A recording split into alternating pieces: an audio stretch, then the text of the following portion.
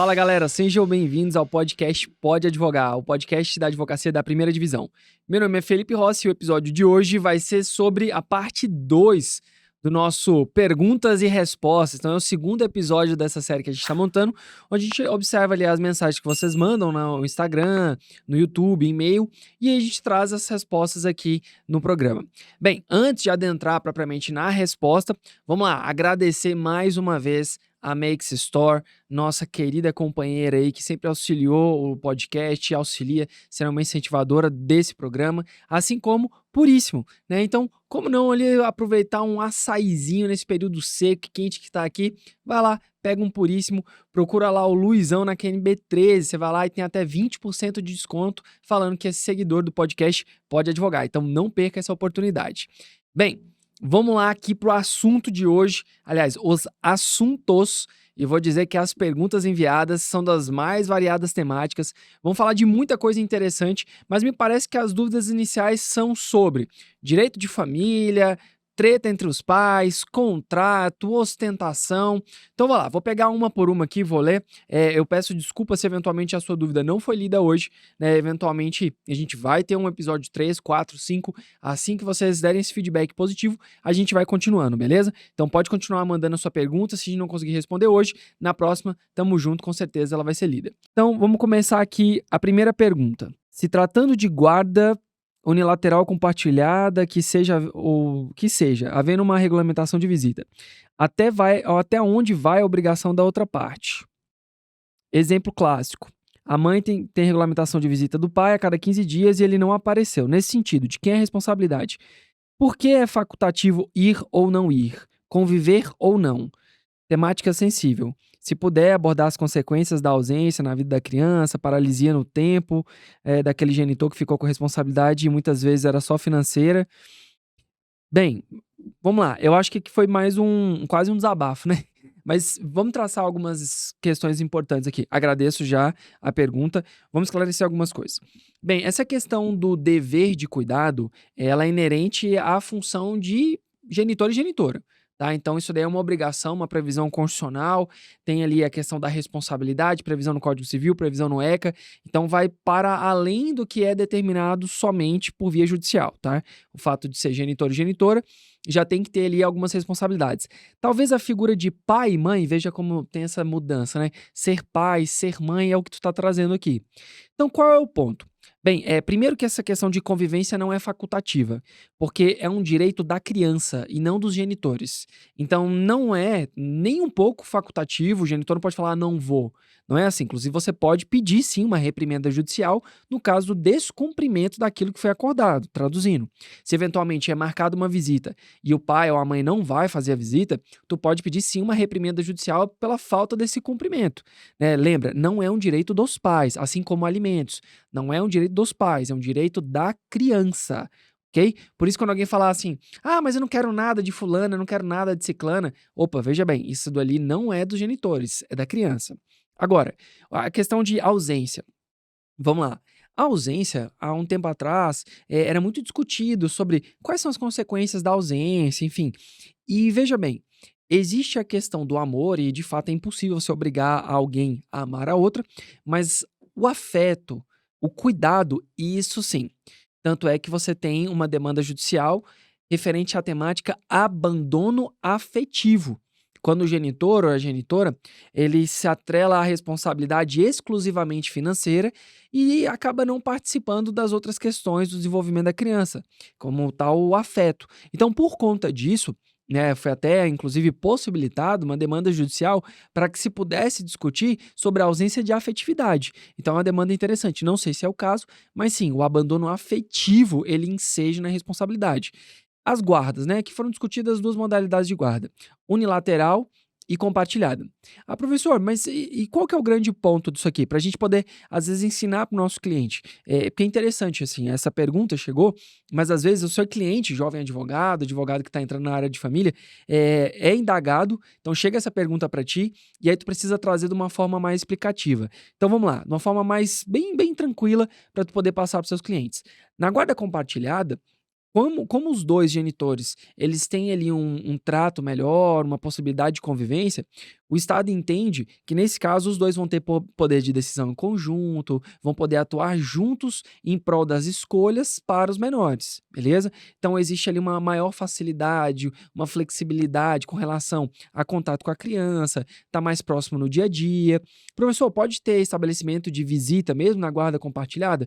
Bem, não é tão usual quando o casal se dá bem, o ex-casal se dá bem, né? Mas se eventualmente tiver ali alguma entreveiro, uma belicosidade, aí pode sim o magistrado determinar a questão de um período de visita, mas a guarda compartilhada, embora seja regra, ela pressupõe a possibilidade de diálogo entre os genitores, ok? E há um convívio mais próximo e poder de decisão.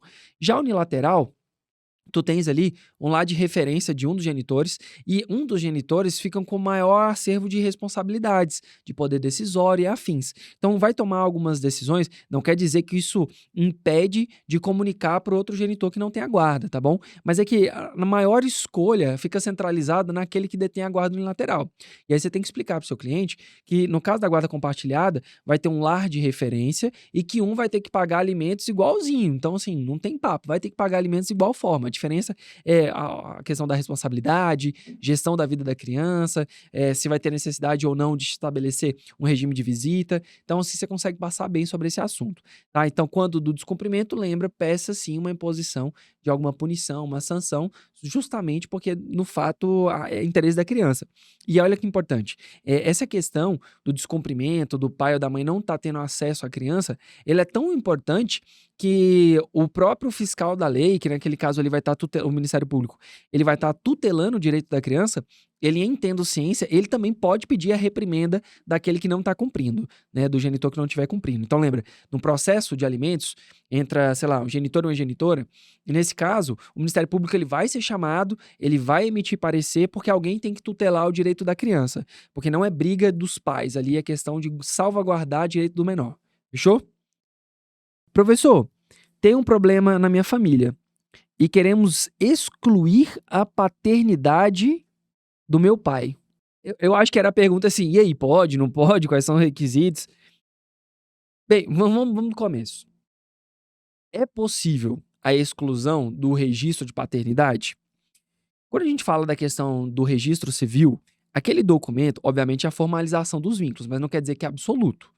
Por quê? Porque existe sim a possibilidade de se discutir sobre a manutenção desse vínculo ou não. Eita, professor, aquele negócio de excluir sobrenome? Não, não, não. Não é isso. A gente está falando de excluir vínculo.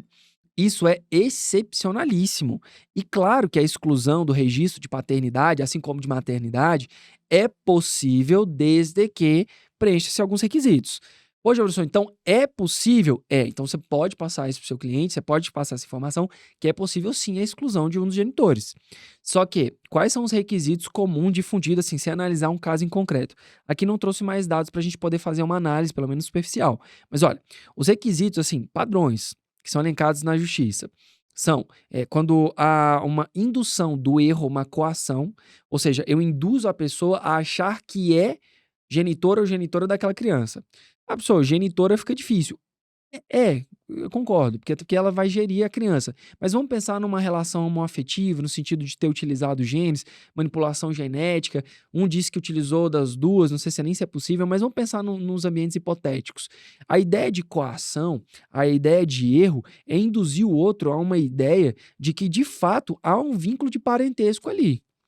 Ou seja, né, filiação.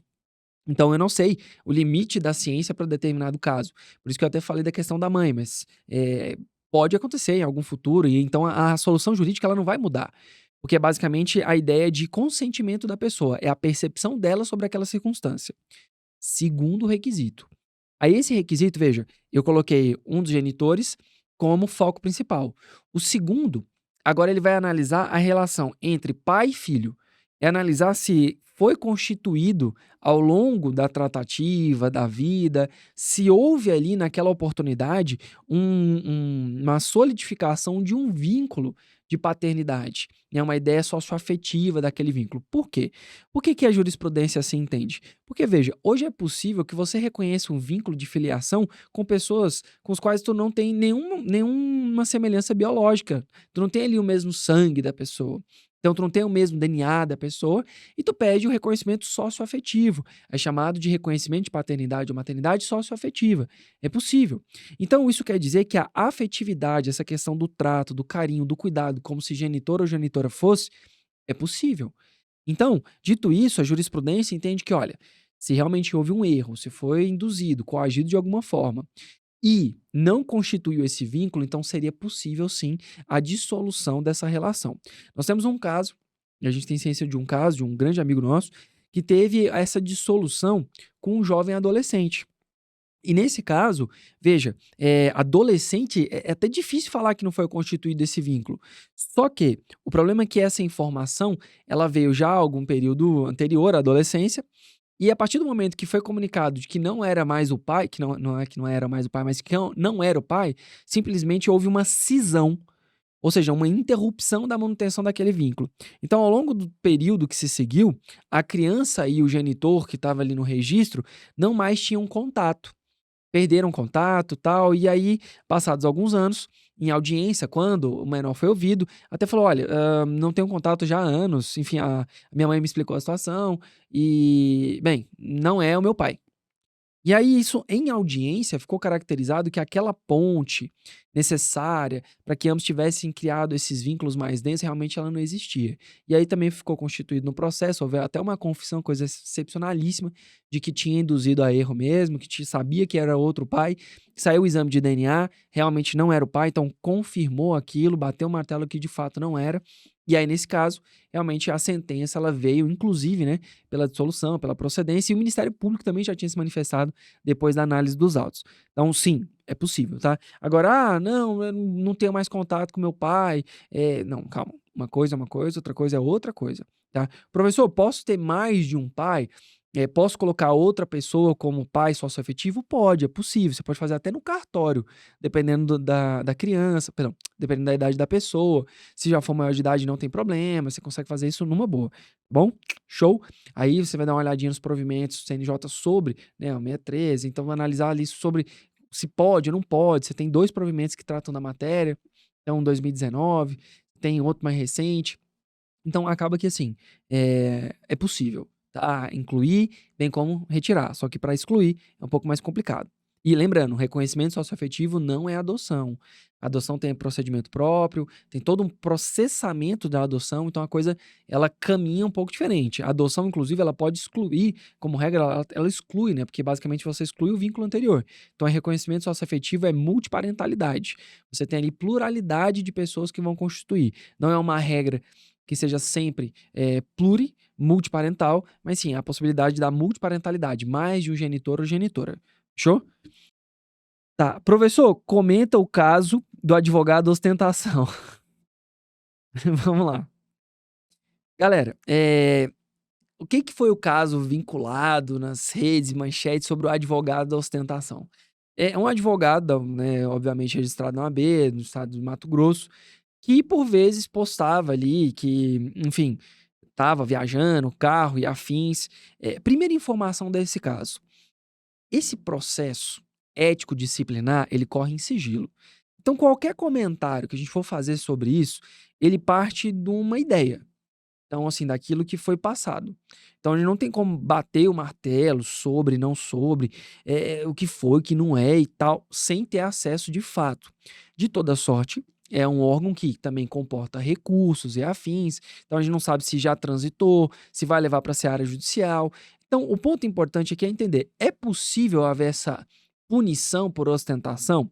Veja, nós tivemos o provimento 205 de 2022, e esse provimento, ele colocou algumas regrinhas sobre redes sociais. Então, por exemplo, antes, tu não tinha, né, no próprio estatuto, uma normativa específica sobre as modalidades de atendimento virtual. Na verdade, o atendimento virtual, inclusive, era vedado por conta do princípio da pessoalidade, de ter ali o advogado de confiança para atender. Então, o provimento ele traz a necessidade do conselho de classe ele migrar e mutar e evoluir de acordo com a realidade social. Então, trouxeram algumas regras, por exemplo, eu posso pagar para impulsionar uma propaganda falando que meu advogado não perde causa. Não, isso não pode, porque a advocacia não é uma prática mercantil. É questão de atendimento por chatbot, essas coisas. E veio essa disposição sobre eventual ostentação. Qual que é o ponto, galera? A ideia como um todo, ela precisa de maior esclarecimento. Me explico. Que a ideia de ostentar tem que ser no exercício da profissão ou em razão da profissão. Me explico. Se você ganhou dinheiro e tem uma boa condição de vida, não quer dizer que necessariamente você não possa usufruir disso e, claro, expor nas redes sociais. É uma opção sua. O negócio seria quando você utiliza o seu sucesso e a advocacia atrelado, como se fosse assim, nossa, o advogado é muito bom porque ele é rico. É essa ideia que talvez o provimento quisesse tentar romper, de que se eventualmente você está tentando fazer uma publicidade para angariar a pessoa, induzindo ela que dinheiro é igual a ser bom, isso pode ser complicado porque pode ser uma falsa sensação. Tu podes alugar um carro para tirar uma foto, e isso acabar trazendo ali uma falsa impressão de sucesso.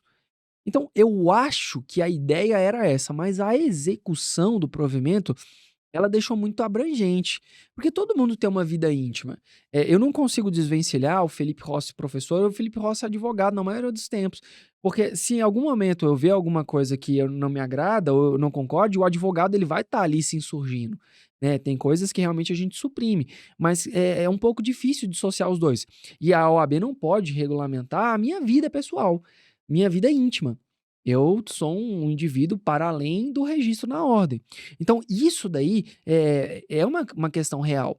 Agora, claro, a mercantilização da atividade, utilizar isso como forma de propaganda, valer-se, assim, da sua publicidade utilizando a atuação profissional. Quer ficar rico como eu? Tá advogado, não sei o quê. Advogados, imagina se colocar assim, advogado de sucesso, tal, e blá blá blá. E aí o cara vai lá, fala, saindo do fórum, aí ele tá com a BMW conversível dele, e fala, mais um caso de sucesso. Realmente, se for por essa linha, aí de fato tu consegues fazer ali uma associação onde há uma vinculação da advocacia com essa ostentação, e aí por conta disso, realmente, me parece que o provimento é adequado, porque tem que fugir da ideia de mercantilização, isso é importante, beleza? Agora, um controle geral sobre aquilo que é postado, talvez, que possa se confundir com o íntimo dos advogados é um problema. Quer dizer que um advogado não pode pegar um jatinho e postar? Tem vários advogados de grande repercussão nacional que tem foto dentro do jatinho, né, foto com seus clientes, e às vezes para aquilo ali não é ostentação, é a realidade dele. E aí é um ponto que precisa de maior atenção. Claro, como eu disse, é uma abstração aquilo que a gente está discutindo aqui, porque realmente a gente não tem o condão das provas, o teor decisório, só a consequência, suspensão. Então, por conta disso, fica muito no campo abstrato. Mas eu acredito que dá para a gente começar a delinear algumas linhas. Se o colega quiser enviar, eu até cheguei a mandar aqui uma resposta num comentário dele. Se eventualmente ele quiser mandar a decisão, né, se vocês me ajudarem aí divulgando para poder chegar nele, talvez a gente traga com maior propriedade essa discussão, beleza? Show? Top. Vou contar com o apoio de vocês. Tá, vamos agora virar aquela chavezinha jurídica. Virar a chavezinha jurídica, vamos sair um pouco da polêmica. Professor, da decisão que determinou a emenda, cabe recurso? O que é uma emenda? Quem acompanhou o episódio anterior, eu até expliquei sobre esse caso, enfim, teve uma coisa semelhante, que eu também tive um acórdão sobre. A decisão que determina a emenda judicial, ligando a tecla SAP, olha, o juiz recebeu a petição inicial e ele tem que verificar se estão ali preenchidos os pressupostos. O que são os pressupostos? É o que ele entende que é necessário para dar seguimento no processo. Aí o próximo ato é a citação, que é a ciência da existência do processo, que é comunicar, tem um processo contra você. E a decisão de emenda é quando o magistrado entende que está faltando alguma coisa.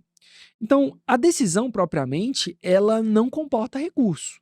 Porque ela não encerra ali uma fase do processo. Não, é simplesmente falando: olha, se tu não emendar, alterar, eu vou extinguir o processo, porque entende que não está preenchido. Então, você pode apresentar a emenda, pode apresentar uma petição de esclarecimentos, então não tem maior problema não. Agora, se tu não emenda, ou se emenda e o juiz entende que não está satisfeito por aquilo, ele pode extinguir aquele processo, ele finaliza aquele processo sem dar sequência nele, que a gente chama de sentença terminativa, sem resolução do mérito, 330 e 485 do Código de Processo Civil, beleza? Então, nesse caso, falou sentença, processo civil, procedimento comum ordinário, gente, recurso de apelação, tá bom? O que tem de diferente nesse recurso? Esse recurso sobre a sentença que indefere, que termina o processo, ela tem um efeito chamado de efeito regressivo, que é o juiz poder voltar atrás no prazo de 5 dias da data do protocolo. O prazo para esse recurso é 15 dias e ele pode voltar atrás em 5. Então, basicamente é isso. Então, enfim, espero ter respondido. Agora, uma questão prática. Professor, quais as regras você usa para precificação de honorários? Pode falar um pouco mais? Acredito que a gente até falou algumas vezes sobre precificação de honorários, que merece até um episódio só sobre isso. Vou, inclusive, convidar um grande amigo meu da UAB que fala e palestra sobre essa temática. Agradeço, né, pela pergunta, é legal pra caramba isso aqui. Vamos lá. Precificação, gente. Quando você vai colocar preço, tem que avaliar tempo, trabalho, local, fases. Então, assim, eu tenho um processo que quando eu comecei a advogar, foi cobrado lá R$ 3.000. Você pensa, pô, R$ 3.000 é excelente. Muito bom. Só que eu não sabia nem fazer contrato. Então, eu coloquei, não sabia o contrato de honorários. Então, eu coloquei ele até o fim do processo. E aí tem processo que tem 10 anos. Tem processo, esse mesmo em especial foi 3.000. Era tudo. Perfeito, maravilhoso. Achei que tava abalando. E agora o processo tem 10 anos. Se tu dividir isso aí, eu vou até pegar o cálculo aqui. Vamos colocar 10 vezes 12. 10 vezes 12. E vamos dividir esses R$ 3.000 dividido por 120 meses. Então, olha só, dá R$ 25.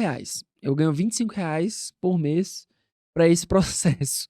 Então, R$ 25 um processo assim por mês, se a gente pensar. Foi uma forma péssima de fazer essa cobrança. Mas tu pegou essa estratégia aqui que eu acabei de fazer? Pegar o valor e dividir pelo tempo, você consegue demonstrar para o cliente uma forma razoável do valor que tu está cobrando. Pegou esse bizu? Basicamente assim, tu tem que entender que o processo ele demora e conforme vai passando o tempo, você vai saber mais ou menos a média de tempo. Então, você tem que pensar numa forma remuneratória que leve em consideração o tempo e a complexidade daquela demanda.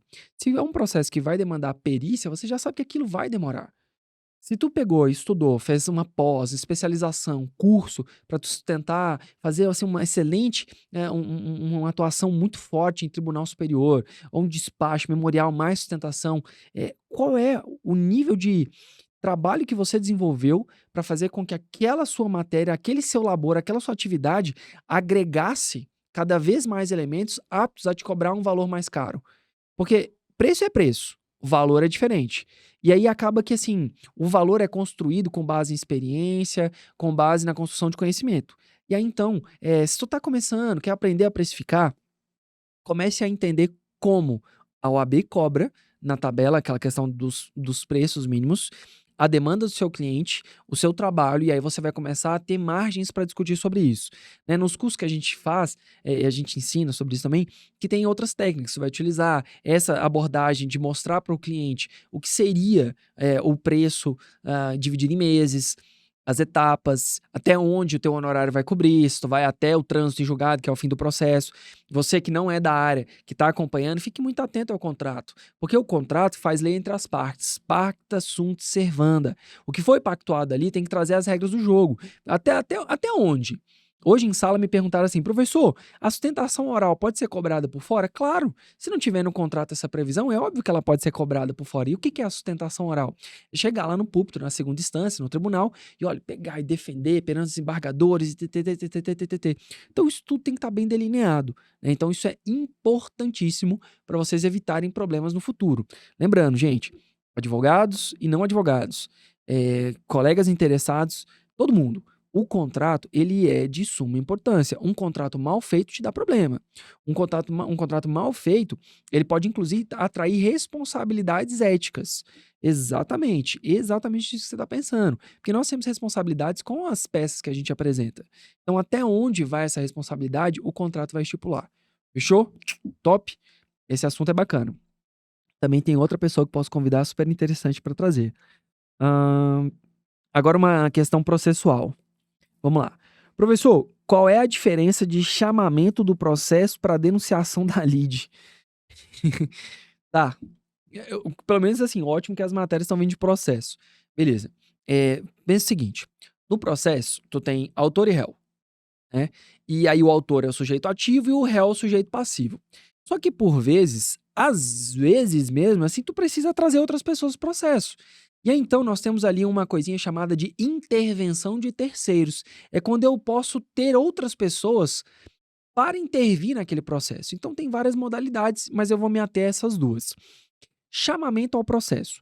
O chamamento ao processo é quando eu vou trazer um camaradinha, uma pessoa, em razão da relação solidária que eu tenho com ela. Por exemplo, eu assinei um contrato, eu e meu sócio, então eu e o Eduardo contratamos aqui para trazer a banda de forró Os Goiabas. E aí tá lá, Os Goiabas, a gente fechou um contrato e ali tem eu e o Eduardo assinando, e nós dois somos responsáveis por aquela dívida. Se a gente dá o migué nos Goiabas, nesse caso, os Goiabas vão processar quem? Eles podem optar entrar com ação contra mim ou contra Eduardo, justamente porque ali naquele contrato teve uma cláusula de solidariedade, ou seja, eu posso ir contra qualquer um dos dois. Aí os Goiabas entraram em ação contra mim, eu falo, rapaz, não vou me lascar nessa sozinho não. Aí eu vou lá e faço um chamamento ao processo. Eu trago o Eduardo para que ele responda comigo por aquela dívida. Chamamento ao processo. E a denunciação da lide? Vamos lá. Então lembra, ó, chamamento ao processo, corresponsabilidade, obrigação solidária. Já a denunciação da lide é quando eu tenho ali a responsabilidade sobre alguma coisa, mas eu só tenho essa responsabilidade porque outra pessoa me passou essa bomba. Professor, não ficou claro. Vamos lá, imagina o seguinte. Você foi lá na feira, cheguei lá na banca do Henricão, falei, Henricão, quero comprar um celular para levar para minha loja. Aí o Henricão vai lá e me mostra aqui, opa, tem esse celular aqui. Eu falei, massa, mas, ô Henricão, por que tem uma pera aqui? Ele não é o Peerphone, é o novo telefone da Apple. E aí, assim, eu ri na hora, mas eu acreditei. Aí eu comprei dele para revender. E aí, quando eu vou revender, a pessoa vai lá e compra, eu meto o mesmo migué, eu falo a mesma coisa. Ah, é um Peerphone, tal, pera. Fechou, tal, a pessoa chega em casa e descobre que não tem nada a ver. Ela vai entrar com ação contra quem? Contra mim, porque eu vendi para ela. E naquele caso, vamos lá, será que depois posso entrar com uma ação contra o Henricão e o perafone dele? Sim, eu posso. Então, para evitar que eu vá lá, ingresse com uma nova ação depois contra o Henricão da pera, aí eu posso fazer uma denunciação da lide. Porque eu vou falar, olha, excelência, esse alminha cebosa aqui que me fez fazer essa caquinha. E aí, por conta disso, o magistrado vai analisar sobre responsabilidade e pretensão regressiva. Ou seja, se eu for condenado, nasce o direito para mim de buscar o ressarcimento, ou seja, buscar uma ação regressiva contra o Henricão. Porque nesse caso, eu só passei aquilo ali para frente porque eu tinha a percepção equivocada, eu causei prejuízo, mas quem originou o prejuízo foi o alminha cebosa do Henrique, que me passou esse perafone aí. Fechou? Topperson, ó, a prova da OAB cobra muito intervenção de terceiros. Então, se você vai fazer prova da OAB, isso aqui é um assunto que precisa ficar ligado. E lá cobrou sobre seguro, né? O camarada já cobrou sobre seguro, isso aqui também é bom. Vou dar esse bizu, já que já teve essa pergunta. Se o camarada foi lá, tem seguro, sofreu um acidente, e aí a pessoa que teve o dano lesado, né? Teve o patrimônio lesado, perdão, entra com uma ação contra o causador e ele tiver seguro, ele já pode denunciar o seguro. Por quê? Porque quando tu contrata o seguro, é basicamente para que o seguro assuma aquela responsabilidade. Então, se você for condenado, o seu seguro vai te ressarcir. Então, você já faz uma denunciação para ele vir aos autos, para ele assumir essa bomba. Fechou? Top. Questãozinha boa de OAB essa aí, viu? Professor, assisti o último vídeo, muito bom, mas não entendi sobre o princípio da vedação da decisão surpresa. Pode me ajudar? Tá. Quando tu for lá no Código de Processo Civil, no artigo 10, tu vai ver que existe assim a disposição, tá? Não é ipsiliteris, mas é assim, ó. O juiz não decidirá sem oportunizar a outra parte manifestação, mesmo que seja em questões de ordem pública. Traduzindo, o magistrado, obviamente, ele não é obrigado a acatar o que nenhum colega advogado, nenhuma das partes venha suscitar. E ele tem algumas matérias que ele pode agir, inclusive, sem provocação. Claro que ele tem um dever de fundamentar quando ele não for acatar, enfim, existem regras de fundamentações que estão previstas, inclusive, na Constituição Federal, no artigo 93. O ponto é, o princípio da vedação da decisão surpresa diz que o magistrado, o representante do Estado ali naquela oportunidade, ele tem que informar sobre a temática antes de decidir. Claro que isso não vai ter aplicabilidade se você estiver falando de questão de urgência, tipo tutela, a pessoa tá morrendo, precisa de tratamento, aí eu vou ouvir a outra parte antes. Não, defere ali, salva a pessoa, depois discute. Mas, por exemplo, o magistrado entendeu que existe ali uma possível prescrição. Ou seja, o prazo que a parte tinha para exercer ali a sua demanda, passou, a pretensão dele não foi exercida no período correto, e aí então o camarão que dorme a onda leva, e ele tá aqui, ó, doido para reconhecer aquela prescrição. Ele pode?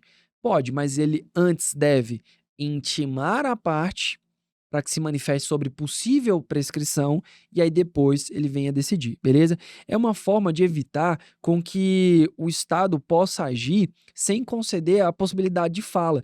Isso torna o processo mais dialogável. Como assim, professor? Dialogável? Que diabo de ideia é essa? É uma ideia de uma conversa, porque basicamente, quando há uma intimação falando que vai ou que assim entende, basicamente ele já está dando um sinal de que, olha, eu vou seguir esse caminho. Então, manifestem-se, se eventualmente não for o caso, eu sigo ou não. Então, dá a oportunidade das partes se manifestarem antes dele decidir. E isso é importante por quê? Porque se você tem essa manifestação das partes, eventualmente ele entender, ele não está convencido, ele entender de forma diversa, isso daí já antecipa, porque basicamente é a questão de recurso, embargo, alguma outra coisa que aconteceria lá na frente. Então ele já antecipa a possibilidade de discussão, ele já fundamenta se sim ou se não, e aí então o colega advogado que estiver tocando, vai ter que pegar e montar uma estratégia para refutar ou realmente aderir àquele entendimento. Fechou? Top. Professor, comenta o caso da Larissa Manoela, Jesus amado. A última também é bem interessante, a última é bem legal. Essa pergunta eu ouvi também em sala. Até agradeço essas perguntas, galerinha de sala também mandando. Esse daqui foi um colega advogado que mandou sobre o caso Larissa Manoela. Gente, eu tenho uma percepção, assim como a maioria de vocês, sobre redes sociais e notícia. Então, o caso em si, ele tem alguns contornos que, notadamente, assim, precisam de esclarecimentos. Então, eu vou trazer uma percepção geral, tá bom? Vamos lá. Primeiro caso aqui. Me parece que não houve, por parte dela, nenhuma denúncia contra os pais. Me parece que houve uma espécie de acordo, abriu mão, renunciou ali a alguns direitos. Então, realmente, me parece que para fins penais, criminais, teria que fazer uma análise do contexto geral enquanto ela era menor, né, para verificar essa questão de administração de bens do menor, essa gestão dos pais, enfim, me parece que também não é o caso de pedir prestação de contas, porque há uma coisa ali entre eles acordados. Mas, por exemplo, o que eu faria se fosse tornar a questão mais belicosa? Como os genitores tinham a administração da empresa, todo mundo que tem um dever de administrar alguma coisa pode ser suscetível a uma prestação de contas. Então, seria possível buscar uma prestação de contas para analisar o que foi feito com aqueles valores. Isso aí, perfeitamente possível.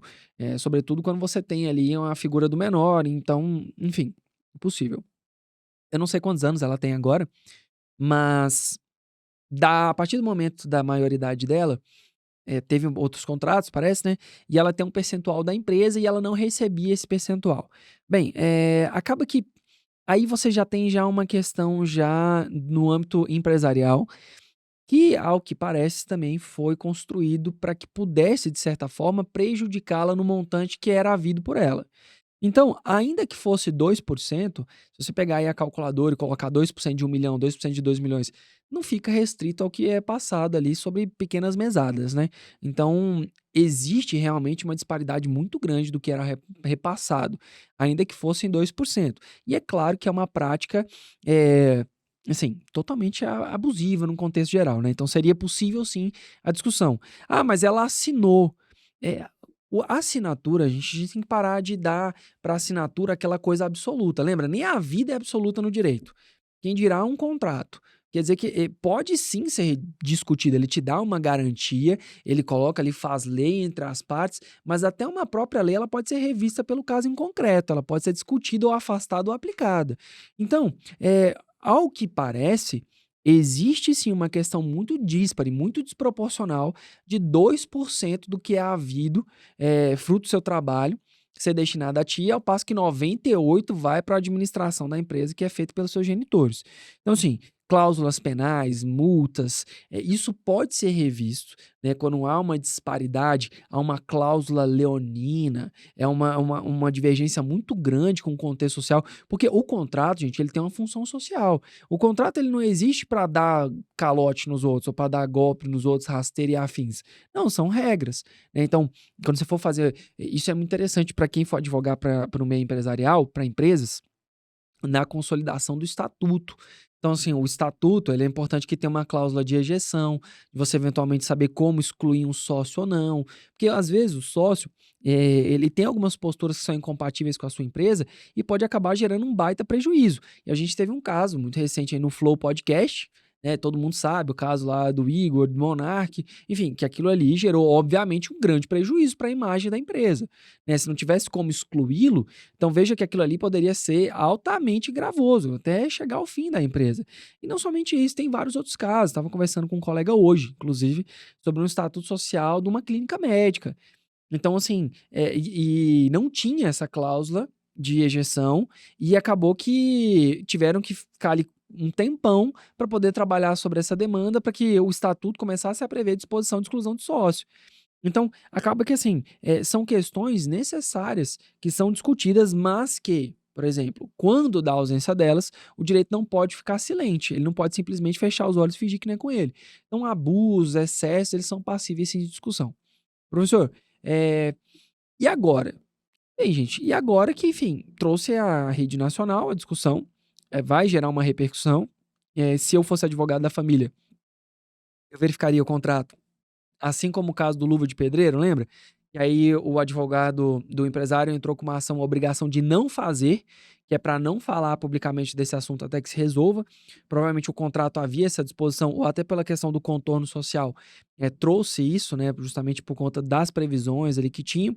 Então, talvez uma obrigação de não fazer, para impedir que aquilo ali seja divulgado de outra forma. Não sei, porque acaba que os contratos, efetivamente o diálogo, a tratativa, ela fica muito naquilo que é exposto de forma unilateral. E eu não estou defendendo, não, muito pelo contrário. O que eu quero dizer é o seguinte: dar uma opinião jurídica sobre um fato como esse, ele atrai a necessidade de uma análise muito mais profunda. Mas se a gente for fazer uma análise mais superficial, essa questão ali realmente só do que é passado, é claro que é um excesso. Ah, professor, mas a questão do crime, a questão da análise penal. Gente, o direito penal, ele é a última casca da cebola.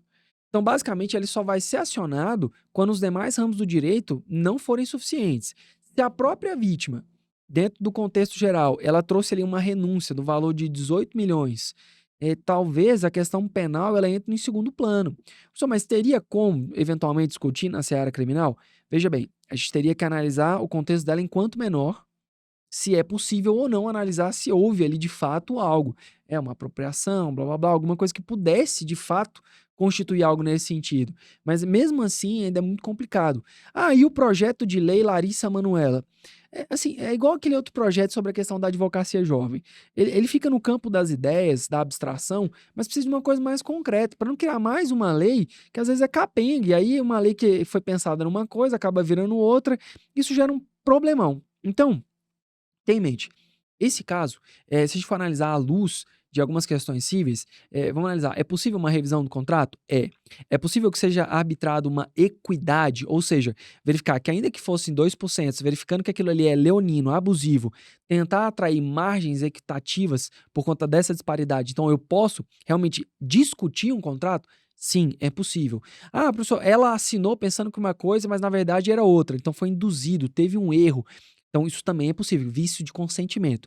Então os nuances dentro desse contexto como um todo são os mais diversos. Assim como, vamos lá, Lembre-se, digamos que ela tem uma holding X, vamos colocar aqui uma empresa, vai, tem a empresa LM, e aí fazia o agenciamento da carreira dela, tal, beleza, top, show, bacana. Essa empresa LM deve ter contrato com outras empresas. E uma vez que esse contrato foi denunciado e rompido, você tem que lembrar que essa empresa tinha ali com outras alguns contratos de publicidade e afins.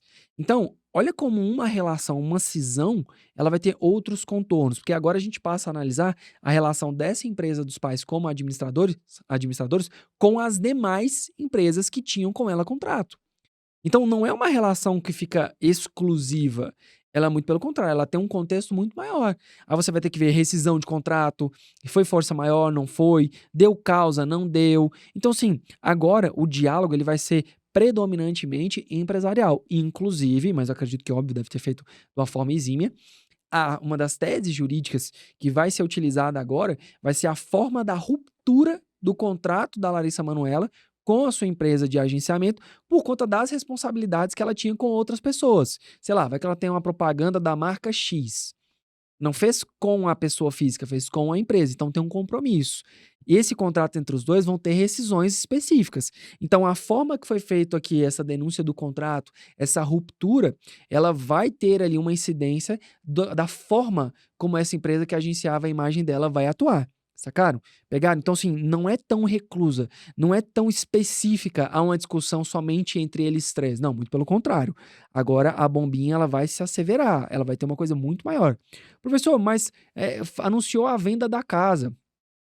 Gente, eu não sei o contexto da casa. Eu não sei o contexto da casa. Ah, a casa vale 10 milhões, 11 milhões, 20 milhões. Foi adquirido com fruto do trabalho da guria? Sim. Ela questionou isso.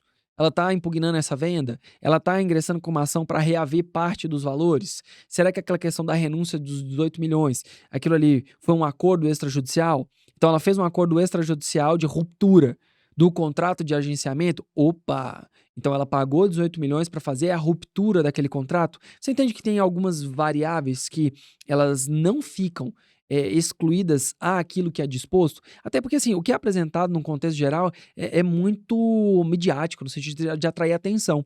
Então, para fazer uma análise mais densa do contexto, a gente precisa entender tudo que emerge desse caso, né? Então, realmente, é uma demanda que demanda. Uma demanda que demanda, né? É um caso que realmente necessita de uma apuração de dados mais profundo, pra gente dar uma opinião jurídica. Agora, se for assim, opinião do Felipe, pô, sacanagem, né? Como ser humaninho. É paia, né? Mostra que realmente, assim, o agenciamento da pessoa sobre esse patamar. E entendo, agenciar alguém para dar certo na carreira, já fiz alguns contratos já sobre questão de agenciamento de carreira artística, de uso de imagem, ainda que, principalmente de carreira, né? Os percentuais são meio altos mesmo para aquele que está agenciando. Ele vai utilizar network, blá, blá, blá, blá, blá, abrir portas.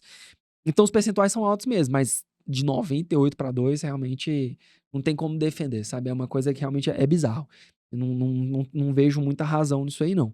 Então, ou nenhuma razão. Então acaba que realmente, enfim, o contexto humano da coisa é bizarro. Fora as mensagens. O professor pode usar mensagem, pode vincular a imagem. Veja bem, a divulgação daqueles áudios ali foram feitas entre as duas no seu íntimo. Então, a forma como foi dada, a exposição. Teve um caso muito parecido, não foi uma pergunta, mas teve um caso muito parecido, uma TikToker, que foi lá, ficou sabendo desse, Ricão? A TikToker fez uma jogada que foi assim: ela começou a gravar o vídeo, acho que era aniversário dela, aí chamou o namorado, né? E aí falou assim: não, vou gravar aqui, gente, tal, não sei o quê. Fria e calculista. E aí foi lá e colocou assim: olha, eu tenho uma coisa pra falar.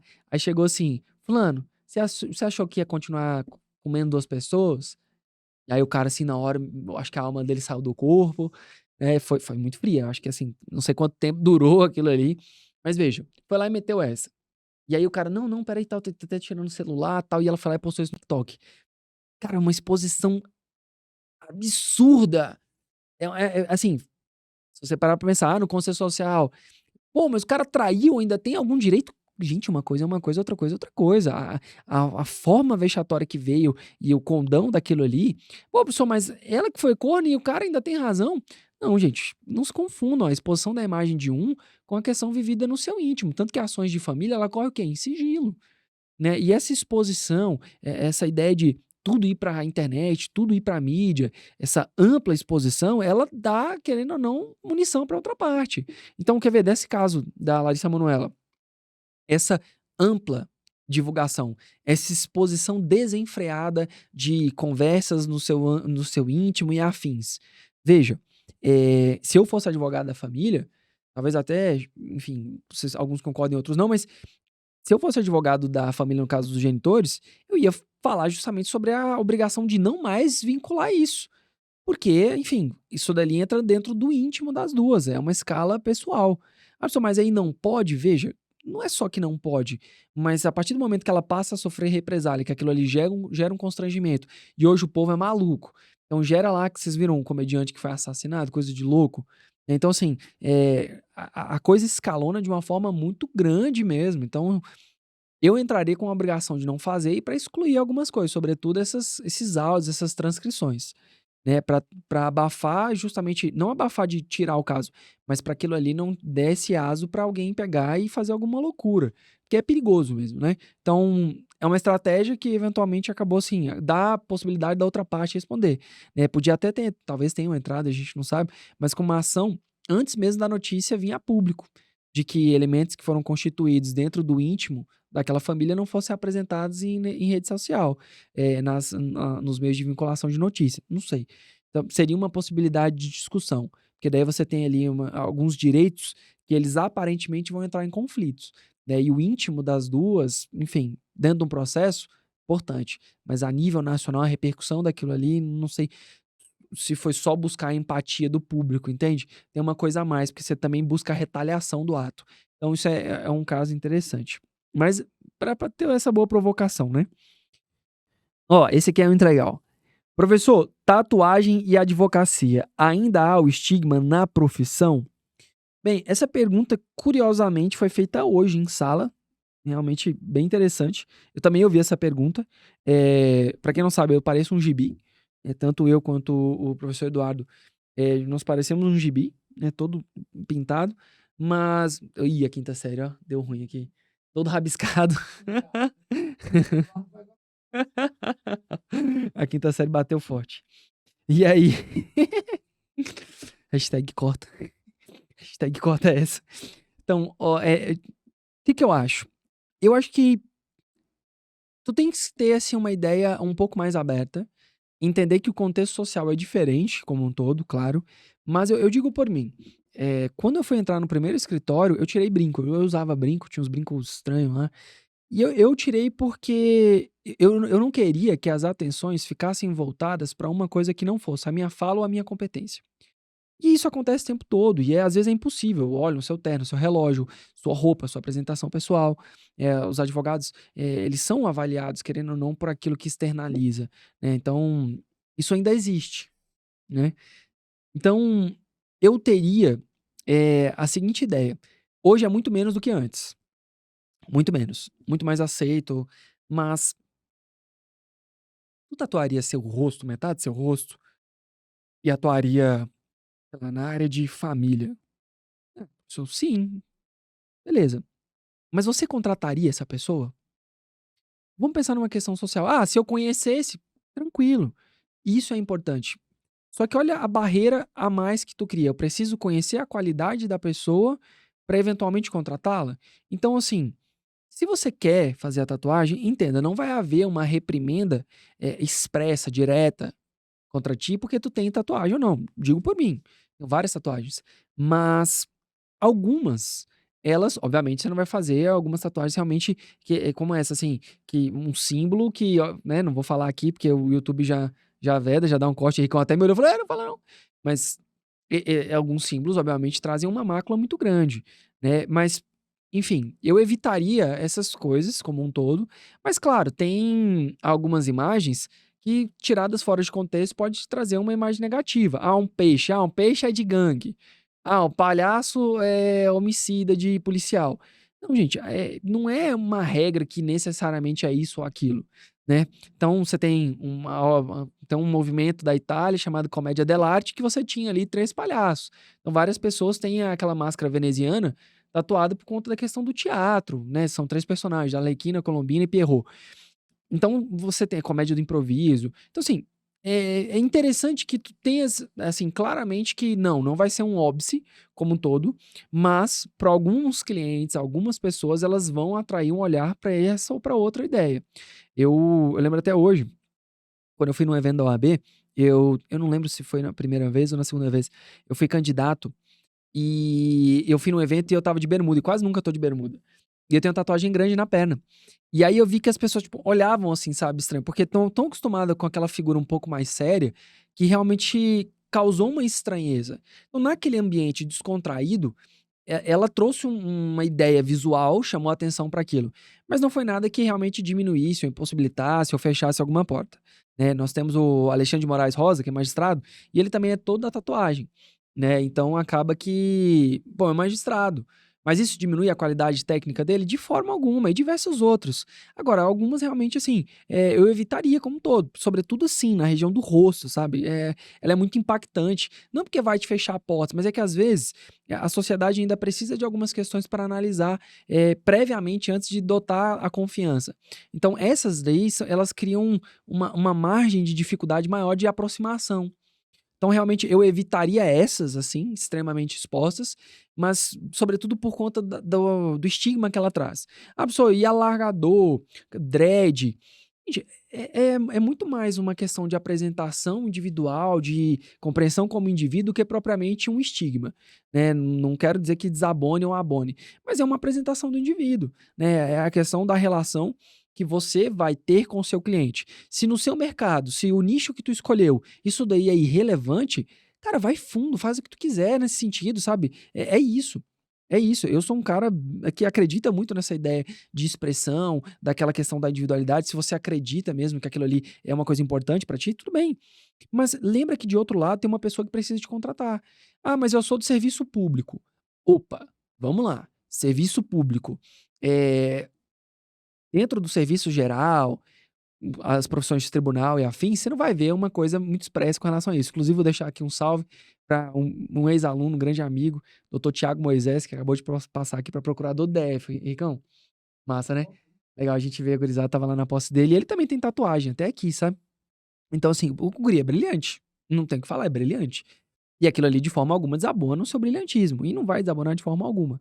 Agora, dentro da carreira militar, por exemplo, tem um concurso, Ricão, ó, recente, concurso do Corpo de Bombeiros, se não me falha a memória, que aí tinha algumas orientações com relação à tatuagem. Assim, não ficasse visível, tal, pessoas que tinham tatuagem que era contra a própria força, entendeu? Então, tatuagem, a última pergunta, inclusive, é sobre um caso aqui desse negócio de concurso. Então, assim, o cara vai lá e tem umas coisas que são contrárias à entidade militar. Então, pô, não faz sentido, né? Não faz sentido. E existe ali uma ordem específica para. Então, algumas orientações são dadas, algumas pessoas, inclusive, são excluídas, né, por conta dessa hiper demonstração. Então, é um concurso que ele tem especificidades próprias. E aí, enfim, é uma barreira específica daquele cargo. Se eu concordo ou não, veja, eu acredito que o edital é a regra do concurso. Eventualmente, se for o caso, impugnem o edital, mas entendam também que você não pode fazer uma coisa que vai contra aquela entidade, né? Então, tem que ter certa razoabilidade com relação a isso. Agora, com os demais cargos, não vejo maior problema, não. Só na área particular, privada, gente, que precisa realmente dessa atençãozinha, né? Não é impedindo ou diminuindo. Mas pensa, você contrataria quem visualmente falando? Ah, eu não tenho esse tipo de problema, eu contrataria se o cara tivesse uma tatuagem de uma K-47 na cara. Tudo bem, você tem a total liberdade para fazer isso. Mas qual que seria o público desse colega para, sabe, trazer ali realmente a sua clientela? É predominantemente penal. Você entende? Então acaba que assim, isso é uma temática sensível. Eu acredito que, graças a Deus, ela já tá bem batida. Graças a Deus, e a sociedade também, né? Que isso já diluiu muito, porque eu sempre fui fã disso, desde os 18 anos, eu já tenho a minha. E realmente não concordo com essa seletividade por conta da tatuagem. Claro, desde que ela não seja, né, uma coisa. Ah, tem uma cena horrorosa, uma cena de terror ali, fulano fazendo uma coisa super errada com o outro. E não, né, gente? É uma coisa, outra coisa é outra coisa.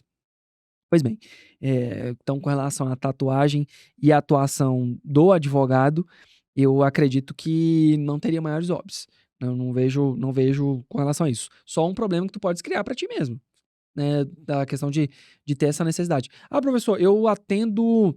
Isso é legal. Eu atendo mais no modelo home office. Eu sequer vou fazer sustentação. Cara, então você já conseguiu nichar. A gente volta para aquele pretexto inicial, do tipo, se você conseguiu bater o martelo na sua área, aquilo não te atrapalha, de boa. Tranquilaço, tranquilaço. Uma vez me perguntaram uma coisa assim, parece bobagem. Mas olha só essa, Ricão. Perguntaram assim: professor, o advogado fulano de tal tira muito foto sem camisa. Eu perguntei assim, tá, mas e aí? Ah, tá certo. Veja, você tem um código de ética que vai falar de condutas compatíveis e incompatíveis. O cara, boa pinta pra caramba, tava lá, ó, talhando aquilo ali, ó. Meu irmão, se eu tivesse, eu falei, se eu tivesse esse shape aí, bicho, eu também só ia ter foto sem camisa. Não, brincadeira. Mas o que eu quero dizer é o seguinte, cara, você tá tentando entrar dentro do íntimo da vida pessoal do cara. Agora, você vê olha que consequência interessante. Chamou mais atenção pelo quê? Pela atividade ou pela imagem que ele tá. Qual foi a imagem que ele tava atraindo? E será que era interesse dele trair essa imagem ou não? Tá vendo? Às vezes a gente pensa só nessa questão de cogência, de tipo imposição de pode ou não pode, e às vezes a gente esquece da consequência jurídica, não, perdão, da consequência social disso. No sentido de como as pessoas vão analisar isso. Então, se aquilo ali não afeta o público dele, é óbvio que não faz o menor sentido pegar e, enfim, ficar questionando. Não é desabonatória, muito pelo contrário, não é também uma coisa reiterada. Eu acho que foi mais inveja, Ricão. Foi mais inveja, porque tava meio fora de forma ali, e aí ficou com uma certa invejinha. Essa aqui foi perguntando, professor, você viu o cara que respondeu um processo criminal, condenado, ex-presidiário que passou no concurso público para militar? Gente, vamos lá. Lá atrás, quando foi aquela questão do guri que participou do assassinato do Índio Galdino, eu já tinha conversado várias vezes sobre isso, expliquei algumas coisas sobre, claro, não era em podcast, mas vamos pensar uma coisa aqui. Primeiro, será que eu tenho total informação sobre o caso antes de sair proferindo decisões assim, e falar em julgamentos e afins? Porque olha só, nossa Constituição é muito clara. Ninguém vai ser considerado condenado senão em razão do trânsito em julgado. Então, o cara tá respondendo um processo, é um inquérito, porque depois eu fui dar uma olhadinha, parece que esse cara, a prisão dele nem foi definitiva, foi temporária, que é uma prisão pequenininha ali durante o inquérito para apurar alguns elementos probatórios. Então, ele tá respondendo a um processo. E aí? E se a gente impede ele de fazer esse concurso e no final ele é absolvido? Você tolhiu um inocente de assumir um concurso público. E aí? Ah, pessoal, mas a notícia, a notícia, a notícia, a notícia. Não, pô, simples, principalmente colegas do direito. Consegue pegar o nome do cara, porque divulgaram o nome inteiro do cara, a vida do cara. Pesquisa lá no tribunal, vê o que foi. Tá transitado em julgado, não tá? O edital, quando ele vai fazer ali a investigação social, ele tem ali a parte da investigação social, ele vai analisar o contexto da vida do cara. Vai analisar ali, vai pesquisar, vai puxar a ficha dele, a FAP, ficha de antecedentes penais. Então, lá na FAP dele deve estar ali, acho que é homicídio, né? Vai ter lá 121, aí vai verificar se transitou em julgado ou não, qual foi o período da pena, não tá. O processo está em curso. Então, ele é culpado, ele é inocente? Não sei, o processo está em curso. Não pode ser julgado como condenado antes. Isso, assim, falando juridicamente, tá? Então, acaba que a gente precisa de elementos maiores para poder discutir sobre isso. Ah, professor, mas o edital, realmente eu entendo, gente, mas ele já passou da investigação social, ele foi chamado para tomar posse. Então, me parece que nesse caso houve uma investigação social do cara, né? Ah, professor, mas e o que que a jurisprudência fala? Gente, a jurisprudência já se manifestou por diversas vezes falando que se tiver em curso uma investigação, aquilo ali não é um óbice para que ele possa vir assumir. Porque é uma investigação. Ah, pessoal, mas é um absurdo, é um absurdo, é um absurdo, é um absurdo. Calma, a gente tá só no fator jurídico, tá? Não pode, porque a lei. Então vamos fazer o seguinte: eu entro com uma ação contra você que tá discordando, falando que você cometeu um crime de calúnia contra mim. Difamação. Injúria. E aí? Ué, a pessoa pode? Cara, você acabou de provocar o judiciário pra falar que tem uma pessoa que tá te imputando um fato como crime falsamente, calúnia, uma difamação. Ah, fulano vende o corpo para pagar a padaria. Ah, xingou, narigudo. Você entende que, veja, ó, entrei com uma ação penal contra você. Isso é suficiente para excluir do certame? Eu acabei de inventar.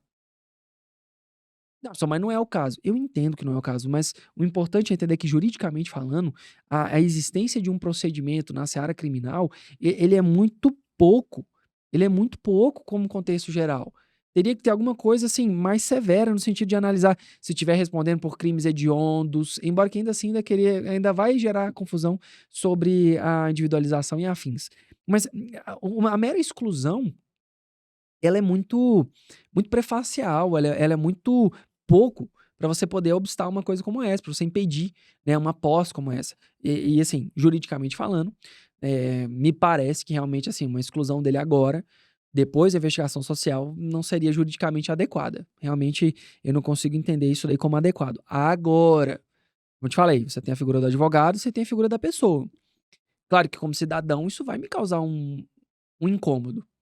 Porque o cara que tá fazendo um curso de formação, que vai defender, que vai ter ali de fato uma arma na mão para defender a sociedade, já respondeu por um homicídio ou responde por um homicídio. Então, que tipo de policial vai pra rua? É claro que isso também me dá um certo temor, se você parar pra pensar no contexto geral. Pô, o cara já matou alguém, porque isso acaba querendo ser um juízo do indivíduo dentro daquela relação que tá passado pra ele. Mas não sabe o contexto. Sequer eu conheço o processo pra saber se foi uma legítima defesa. E aí, foi uma legítima defesa? Ou, na verdade, não foi um homicídio, foi um outro crime. Por exemplo, estavam discutindo, tal, teve ali uma briga, e aí empurrou o outro caiu, bateu a cabeça. Você entende? Então, aí a lesão corporal com resultado morte.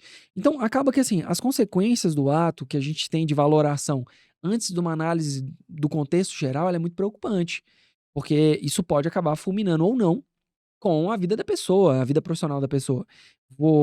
Tô aqui passando, Ricão, mas olha outros casos interessantes. Questionaram as cotas de uma guria que se identificava como pessoa negra.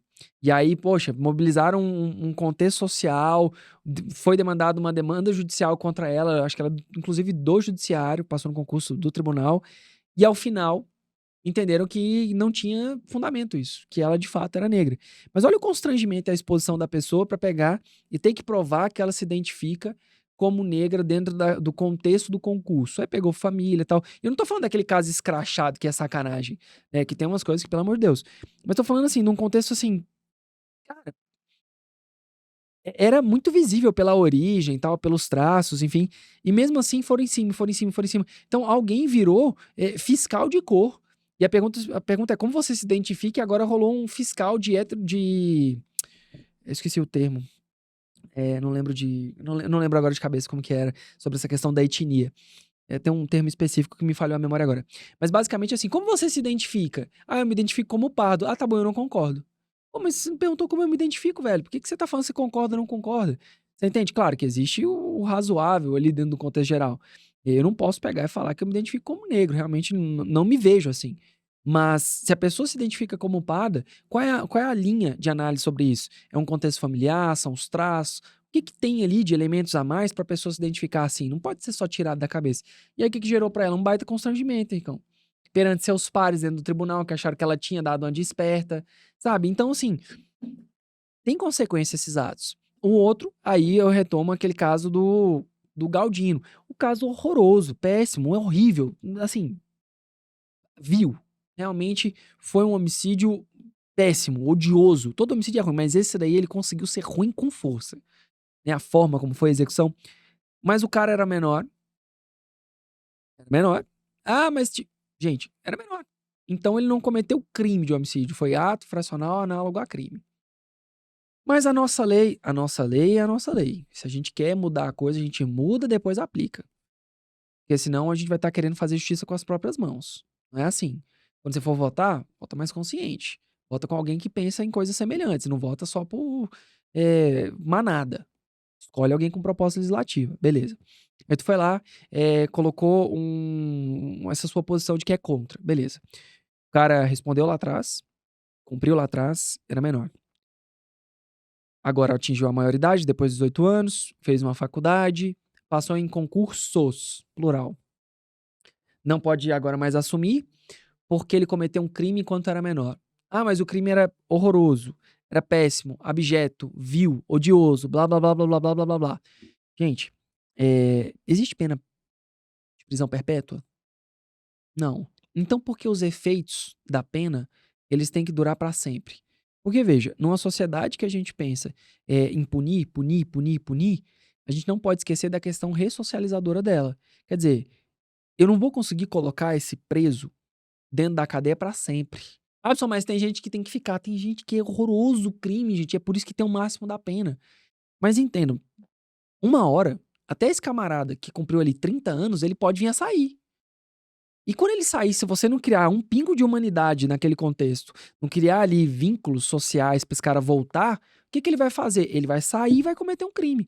Então a ressocialização, e veja, eu não tô falando sendo extremo de um lado ou de outro, muito pelo contrário, eu tô sendo bem objetivo. Se a gente não pensa em ressocialização, a gente tem que pensar na próxima prisão do cara. Olha que frase forte. Se a gente não pensa na ressocialização, a gente vai pensar na próxima prisão desse sujeito. Porque basicamente eu tenho que trazer ali o contexto de reinseri-lo na sociedade. Então, até quando vai ficar essa punição? Você fala, professor, mas tudo bem, mas eu não concordo ser da Polícia Civil. Beleza, não concordo ser da Polícia Federal. Ok. Aí ele fala e passou em outro concurso. De segurança pública também. Eu nem vou colocar para não ter hate em cima do cara. Mas ele passou em outro concurso. Também de segurança pública, entendeu? Depois que abaixou um pouco aquela comoção como um todo. Então, é importante a gente entender que as nossas opiniões, elas, claro, cada um tem direito à sua opinião, enfim, mas ela pode ter um pouquinho além, ela pode trazer um algo a mais, ela pode trazer um viés de análise que venha com uma conjectura maior. Como eu te disse, se eu tiver acesso a esse caso do cara que passou no concurso público da PM e eu ver ali o homicídio e falar, caraca, que coisa horrorosa. Meu Deus do céu, que contexto. Não tem nada de excludente de licitude, isso aqui é só tempo para ele ser condenado. Eu também vou pegar e vou trazer minha opinião como pessoa e falar, poxa, me incomoda bastante, me parece que é inclusive incompatível. Agora, como advogado, eu tenho que trazer a figura da lei e analisar, poxa, dentro de um contexto legal, foi condenado? Não foi condenado. Quem é que vai condenar? Vai ser o conselho de sentença no tribunal do júri. Se ele for condenado e assim a sociedade entender, bem, então que ele cumpra a pena. Mas se ele for absolvido, posso concordar ou não, mas ele foi de forma soberana ali absolvido. E aí também tem que respeitar. Sacaram? Então, assim, tem uma coisinha a mais. A gente não precisa concordar com todas as decisões judiciais, muito pelo contrário, a gente tem que questioná-las. Mas a gente tem que entender o contexto dela e saber como que o jogo toca. Devido processo legal, a regra do jogo, enfim. Bem, Henricão, já falei até cansar aqui, tô falando até. Vou encerrar aqui com essa última pergunta, mas se você curtiu aí esse bloco, esse foi mais extenso do que o último, se você curtiu essa série de perguntas e respostas, hoje é o episódio 2 da nossa série de perguntas e respostas, deixa lá no nosso direct, segue lá no Instagram, terminar aqui com uma piadinha. A gente falou daquele negócio do Supremo Tribunal de Justiça, né? E, enfim, zoando. E você acredita que agora a galera tá marcando a gente nos stories do pessoal que fala Supremo Tribunal de Justiça? Tem um aqui, obviamente, não vou divulgar, né? Porque, querendo ou não, é zoando. Mas vocês são terríveis, os melhores e mais zoeiros seguidores que a gente podia ter. Galera, muito obrigado, Açaí Puríssimo. Tamo junto mais uma vez. Makes Store. Valeu e até a próxima.